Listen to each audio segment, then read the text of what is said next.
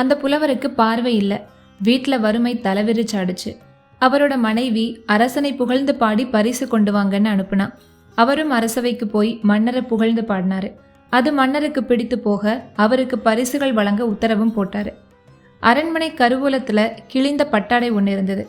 கண்ணு தெரியாத புலவருக்கு தானே கொடுக்க போறாங்க, இதென்ன அவருக்கு தெரியவா போகுது, பேசாம இதை கொடுத்துட்டா என்னன்னு அந்த கிழிந்த பட்டாடையை கொடுத்து அனுப்புனா கருவூல அதிகாரி. புலவர் அந்த பட்டாடையை தடவி பார்த்த போது அதுல கிழிசல் இருக்கிறத கவனிச்சாரு. அவருக்கு கண் தெரியாதுங்கிறதுனால, புலவரே, இது வெள்ளி ஜரிகையில நெய்து கொடி வேலைப்பாட்டோட இருக்குன்னு அரசர் சொன்னாரு. இதுதான் சமயம்னு.